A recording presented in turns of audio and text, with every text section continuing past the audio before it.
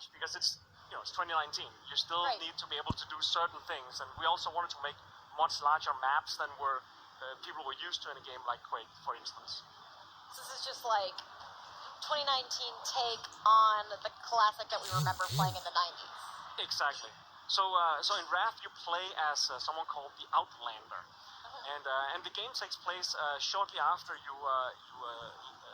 you're drifting on what's called the Ageless Sea, and you end up on this island, and you're met by this angelic figure called the Wayward of Shepherd, the Shepherd of Wayward Souls, and this figure basically tasks you with destroying the guardians who are roaming this world, and from then on you basically go through 15 levels spread out in 3 hubs, as we call them, or 3 worlds. Each of these worlds, you can visit the levels in almost any order you'd like. So it has some slight Metroidvania elements to it, as in you can visit the 2 first levels in the first hub in any order you'd like. And in order to gain access to the 3rd level, you have to finish either one of the first 2, and so on. Okay. Once you finish all 5 levels in a hub, you get to the boss of that hub. Gotcha. Yeah, those things were pretty scary. They have like absolutely completely open jaws. That blade looks very satisfying, though. Yeah, I was messing around with it, doing that charge dash and like cutting through 4 or 5 of them.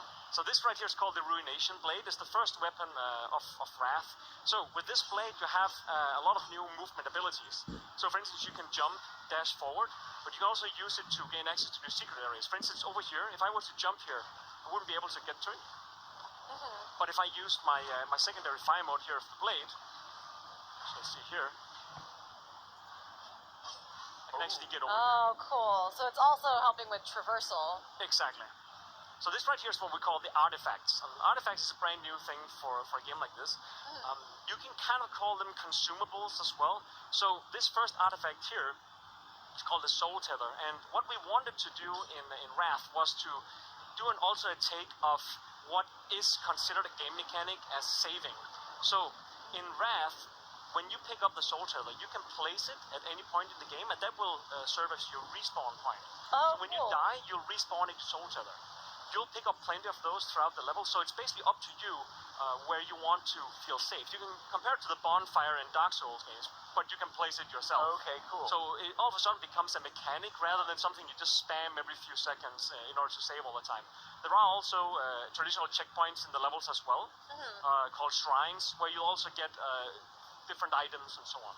So the Soul Tether, is there like an element of strategy? Like, could you just really like screw up placing a Soul Tether and be in a terrible situation? Or is it more like, okay, I think I'm about to go into a fight I'm not ready for, I should probably place the Soul Tether? Exactly. So, if you see a bunch of enemies come towards you, it might be a good place. If you can, traditionally in old school first-person shooters, if you get to a place where there is suspiciously a large amount of weapons and ammo and medkits, okay, something's coming. Yeah. So here I picked up the Life Siphon.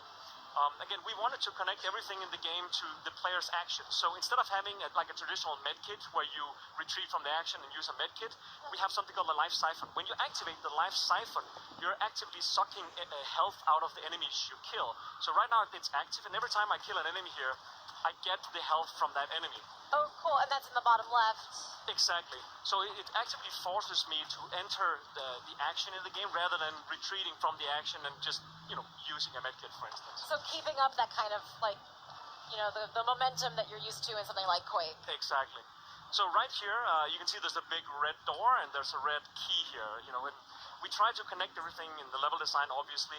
So if you see a red door, you can usually also see how to get to there, relatively easy. This right here, though, is not that easy to get to.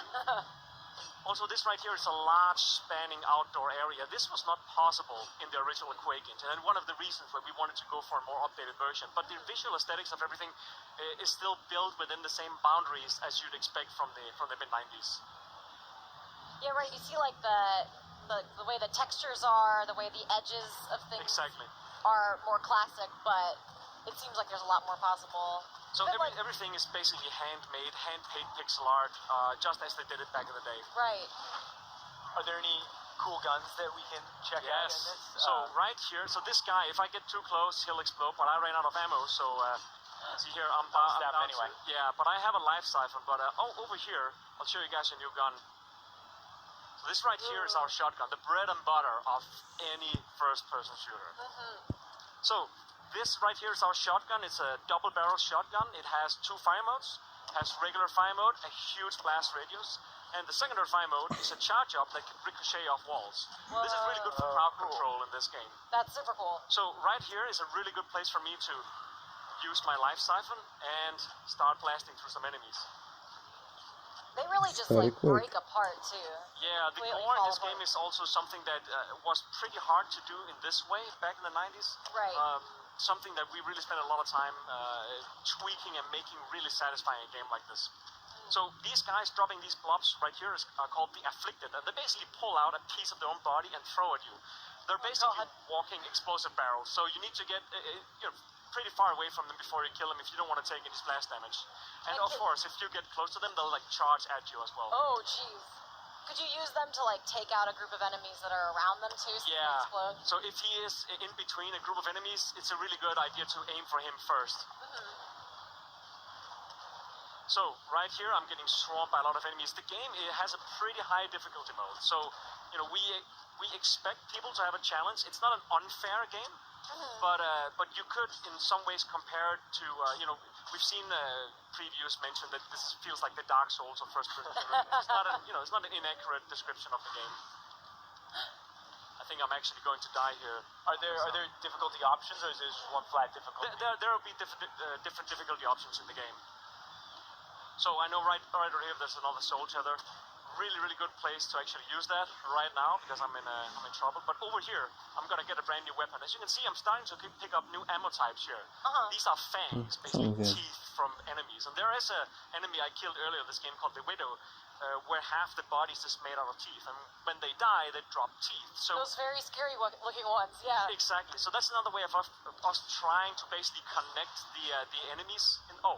I died, but I just saved. To connect the enemies to the weapons you use in the game. So we're going to get a gun that fires teeth soon, is what you're saying? Oh, yes. Coming up right over here. So first of all, see, when you die, you can select whether you want to return to a shrine or a soul tether, and I want to return from a soul tether here. So let me first take care of these guys over here, because there's a big bunch of them just waiting for me. Do you need to spend a lot of time on ammo conservation? Like, will that be an issue? Sometimes not. It depends, of course, on how good you are with the Ruination Blade. Yeah. I actually think that I have some... The way, like, having fangs as an ammo type reminds me of, like, you know, like in Doom. Let me just quickly cheat here a bit so I can actually... Ooh, developer magic! some few things over here. Got yeah, myself into a corner here. it reminds me of, like, in Doom 2016, how you need to kill enemies to get ammo, and that keeps you going. So this is a very satisfying place to use the Ruination Blade here. Oh, here we go. Alright. You make quick work of those with the Ruination Blade. So right here is what we call the Fang Spitter. And of course it does what you expect. I was going to say, I think I got a good idea. Yeah. Exactly. It's like a Gatling, but with It's a Gatling gun, yeah. The secondary fire mode shoots multiple fangs at once at a lower fire rate, so you can decide, you know, do you want the fast, more accurate fire rate, or do I want more power and more damage output but a slower fire rate?